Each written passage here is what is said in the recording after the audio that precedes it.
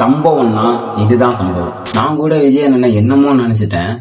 உண்மையிலேயே சம்பவக்காரன் தான். ஏன்னா ஒருத்தன் தமிழகத்துல இருக்க ஒட்டுமொத்த கட்சியுமே ஒருத்தன் கதற விட்டுருக்கான் அப்படின்னா சாதாரண விஷயமா?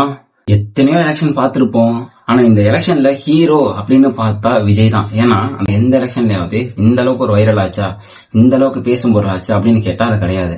சோ இந்த வருஷம் ஆயிருக்கு அப்படின்னா அது காரணம் ஒரே ஆள் தான், தளபதி. சிறுசுல இருந்து பெருசு வரைக்கும் பாலிடிக்ஸ் பேச வச்சிருக்காரு. இன்னைக்கு பொலிட்டிக்கல் ஹீரோ அப்படின்னு பார்த்தா அது விஜய் தான். சோ சினி ஃபீல்ட்ல மட்டும் அவர் ஹீரோ கிடையாது, பொலிட்டிக்கலுமே அவர் தான் ஹீரோ. ஜெயிக்கிறாரு தோக்குறாரு அப்படிங்கறத தாண்டி இன்னைக்கு பொலிட்டிக்கல ஒட்டுமொத்த தமிழ்நாடு இந்தியாவையும் திரும்பி பார்க்க வச்ச ஒருத்தர் அப்படின்னா அது விஜய் தான். சோ எப்படி பார்த்தாலும் விஜய் அவர்கள் இந்த எலெக்ஷன்ல 25% கன்ஃபார்ம் அடிச்சிருவாரு. சோ லக் இருந்தா எதிர்கட்சி, இன்னும் சொல்ல போனா டெப்டி சிஎம் கூட ஆகலாம்னு சொல்றாங்க. ஆனா எனக்கு தெரிஞ்ச வரைக்கும் விஜய் சிஎம்ஏ ஆகிருக்கலாம். பட் அது இப்ப நடக்குமாங்கிறது டவுட்டா இருக்கு. எதனால அப்படின்னா வேற யாரும் இல்ல, திமுக தான். சும்மா வரந்தானுங்க. எத்தனையோ பேருக்கு இந்த பரதேசி பயலுக்கு பஸ் விடவே இல்லை. காரணம், பஸ் விட்டா எங்க விஜய்க்கு ஓட்டு போட்டுருவாங்களோ அப்படின்ற ஒரு பயம். சோ பஸ் விடல, கள்ள ஓட்டு போறானுங்க, ஓட்டுக்கு காசு கொடுக்கறானுங்க.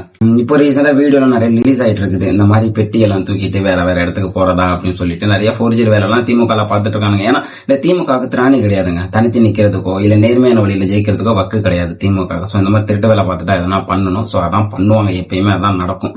சோ இதெல்லாம் பண்ணாம இருந்திருந்தாங்க அப்படின்னு சொன்னா கண்டிப்பா இந்த எலெக்ஷன் விஜய் தான் சிஎம். பட் இதெல்லாம் பண்ணதுனால மேபி மாறுபடலாம். எதிர்கட்சியா மட்டும் வந்துட்டாரு அப்படின்னா உனக்கு கண்டு அப்படியே ஒரு ஆட்டை ஆட்டி விட்டு போயிடலாம். பாப்போம், ரிசல்ட் அன்னைக்கு தான் தெரியும் என்ன ஆகுதுன்னு.